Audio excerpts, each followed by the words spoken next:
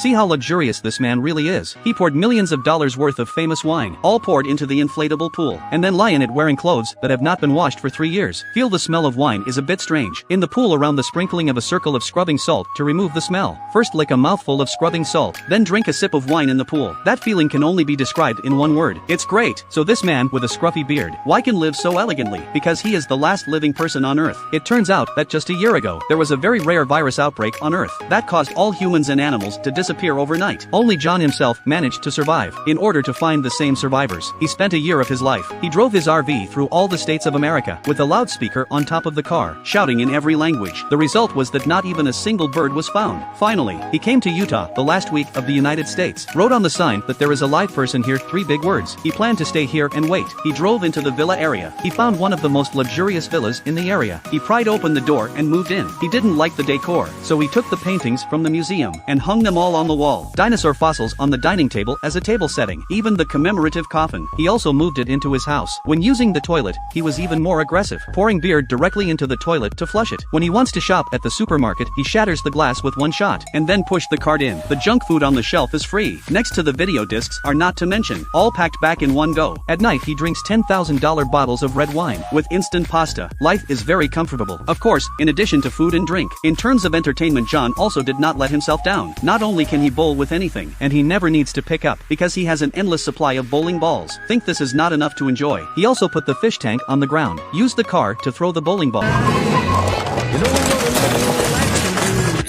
In the end, he got crazier and crazier. He even used the car as a toy. Put a firecracker on the car. Then he pushed it down the slope.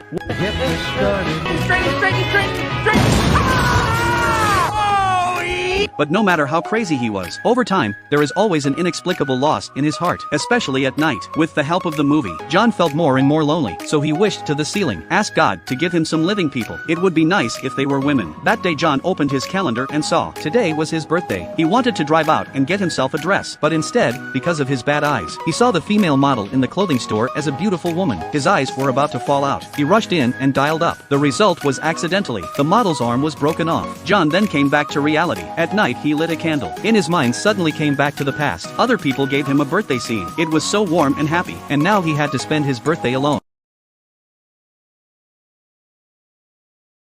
A few months later, his life had become like this. Not only was there garbage all over the floor, the bathroom was also a mountain of empty water buckets, and he was too lazy to clean it up. So he turned the pool in his yard, turned it into a septic tank. Gradually, John no longer wanted to live like this. He became more and more homesick for the living. He even thought of the big women in magazines as beautiful women, although he now had the world at his fingertips. But he didn't even have a woman to talk to. That day he finally made a big decision. He came to the bar. After saying goodbye to his spherical friends one by one, on a huge stone in the countryside, he wrote his epitaph and painted a bullseye on the rock below. He planned to drive his car into it and end his life, but just as he got up to speed, he was about to hit it. Suddenly poof, a foot brake stopped. It wasn't that he was afraid to die, but he saw the smoke rising from the mountain. This proves that where the smoke is rising, there must be a living person. He rushed over in his pickup truck, and sure enough, not only did he see the traces of human life here, the woman's blouse hanging next to it was extremely bright. John was so excited that he covered his face with the blouse, because that long-lost smell is really too soulful. John was not careful, crunching a little and passed out. When he opened his eyes again,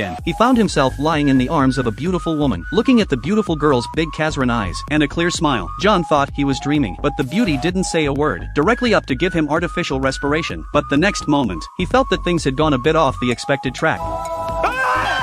So he was really dreaming. There was no beautiful woman here, only an old lady. Auntie saw him holding his shirt, step by step approaching himself, thought he was a bad guy, immediately pulled out a gun from her bag. Drop my bra!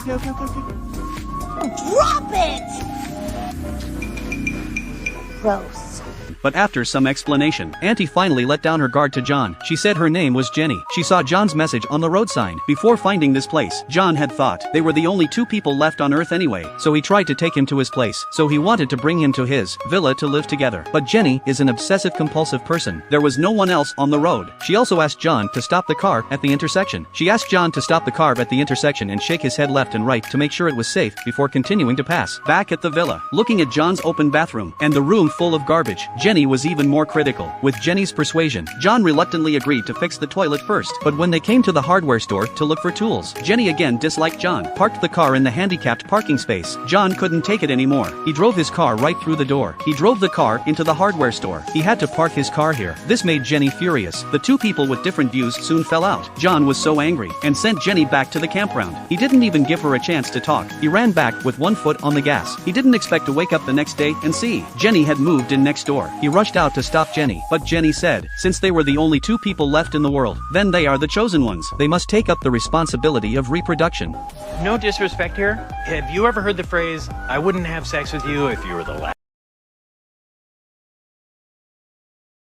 In fact, Jenny didn't want to make a villain with John either, but for the sake of human fire to last, a strong sense of responsibility made her do it. She even used the fresh tomatoes she had just planted to tempt him. John said that he didn't want to eat, but in his heart, he was already dying of hunger. He came back and had a bite of canned instant tomatoes. How to eat cannot eat that taste. So that night, he sneaked into the bottom of the dish in the night, picked the tomatoes and gobbled them up. The next day Jenny came to the door to ask for punishment, although the residue on his beard was still there, but John refused to admit it. Otherwise, she had to be forced to create a villain with her. A few days later, Jenny's house ran out of water. Jenny began to repair the water pipes outside, and John just played with the blocks at home, just waiting for the ready-made food. But he had stacked the blocks so high, Jenny didn't fix the water pipe. Gradually, the tomatoes all died. Jenny also became decadent. He even followed John's example and used the open bathroom. He saw the scene began to be a little heartless, so he took the hose to the town's water tower. After a day of hard work, he finally brought the water to Jenny's vegetable patch. Jenny thanked him. In the evening, she made a delicious table. He wanted to treat him well. After eating and drinking, John said that since Jenny wanted to make a villain very much, he could sacrifice a little to help her. But Jenny was not that casual. She said if she wanted to have sex with him, you have to get married first. John immediately flipped out when he heard that, but as soon as he walked out the door,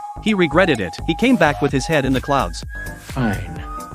We're married. The next day they came to the church and had a modest wedding. After the wedding, Jenny excitedly said to him that we should get down to business. But what he never expected was, one day he had just completed the task of saving mankind. The next day, while crossing the street, hit a car coming from the side, and the car came down with a very beautiful woman. Now John was completely baffled. He sighed that he had married too hastily. When he heard that Amy had been here for 2 weeks, John regretted it even more. On the way, he kept staring at Amy. He didn't care about Jenny's feelings at all. He even thought Jenny was annoying. Rolled up the back window of the car when he got back to the villa. To give Amy a good impression, he shaved his beard that he hadn't shaved for 3 years. He also changed into a brand new outfit. I thought this would charm Amy, but the two women unanimously said, this is not as good looking as before.